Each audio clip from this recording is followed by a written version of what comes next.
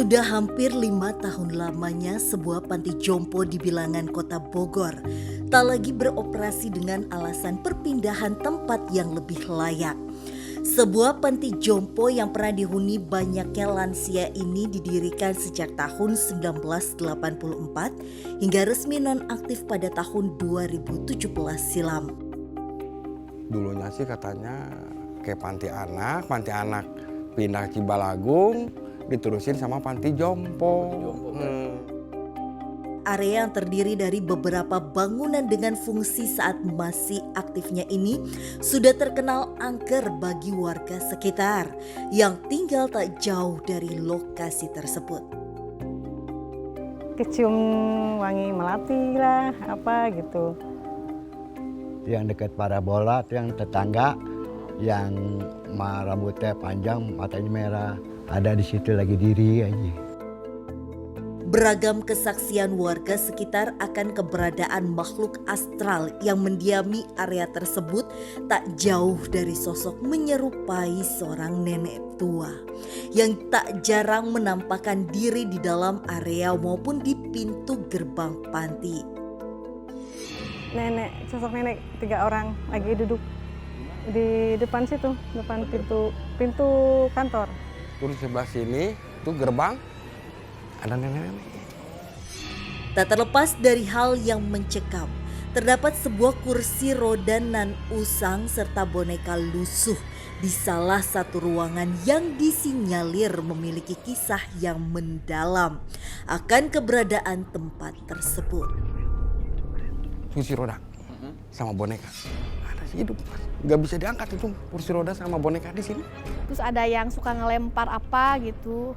Ada kursi roda jalan sendiri gitu.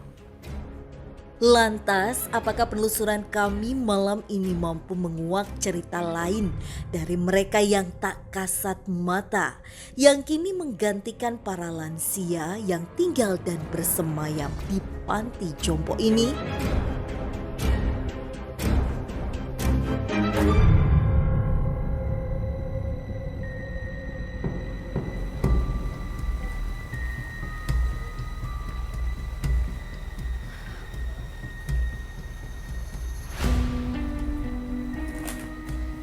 Rudi, sekarang kita udah sampai di panti jompo. Yang panti jomponya ini sudah terbengkalai selama 5 tahun. Dan aku udah sempat mendengar ada beberapa orang yang mencoba untuk datang ke sini, menelusuri tempat ini. Makanya sekarang aku ngajak kamu karena aku penasaran banget sebetulnya tempat ini tuh menyimpan cerita apa. Entahlah ya, ini banyak sekali perasaan yang campur aduk. Dari tadi kita jalan ke sini, itu ada seperti perasaan yang antara sedih dan gembira. Sampai di sini, saya merasakan lebih pekat ke aura yang sedih.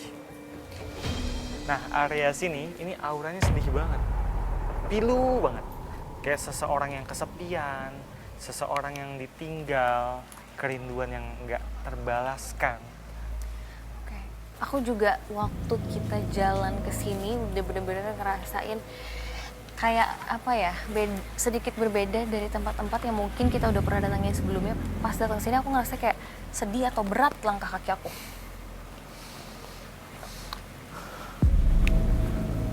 Kayaknya ada sesuatu di sini, Nat. Energi yang dirasakan Rudi menuntun kami untuk memasuki sebuah bangunan yang difungsikan sebagai kantor dahulunya. Kayak seperti struktur bangunan kantor ya.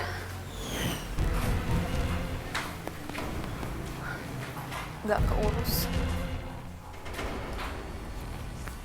Copot. Ini hati-hati loh. Ini kayaknya kita harus hati-hati banget karena beling-belingnya tuh udah pada copot. Rut, itu apa?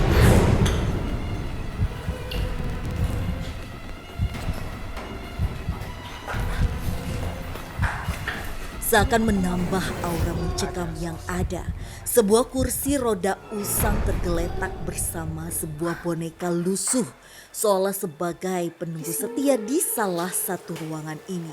Selamat malam.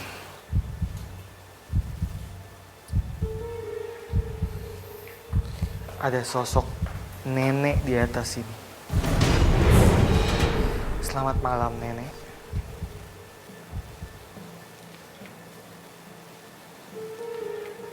Nenek ini menangis. Kenapa dia nangis, Ruth?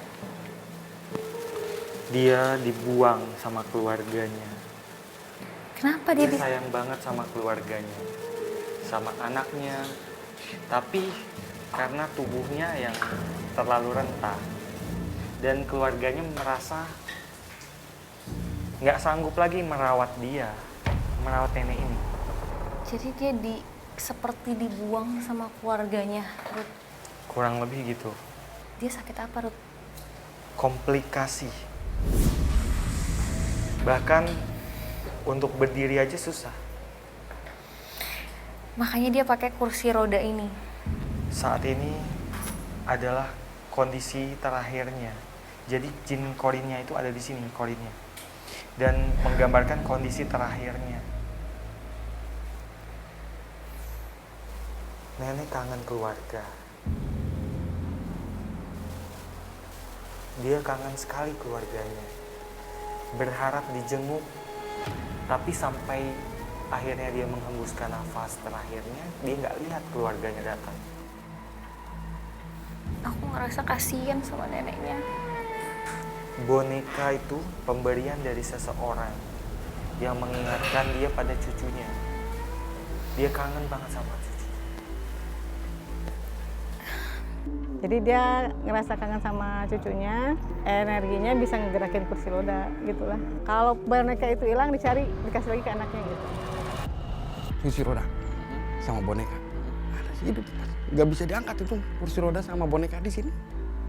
Tiba-tiba datang seorang anak kecil di sampingnya.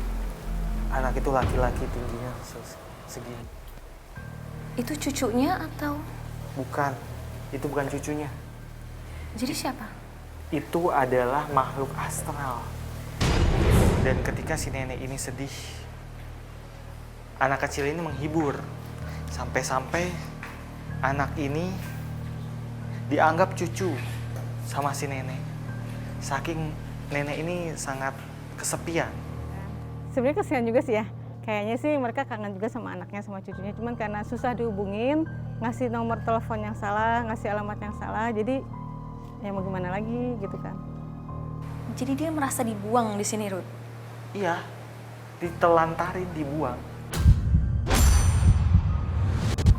Sampai akhirnya dia meninggal di sini. Kesepian dan merasa rindu dengan keluarganya. Keluarganya sama sekali nggak nengokin dia. Tapi gimana dengan cucu yang kamu bilang ngasih boneka? Itu bukan cucunya yang ngasih, orang lain. Boneka ini pemberian orang lain. Dan boneka ini selalu dia simpan. Karena mengingatkan pada cucunya.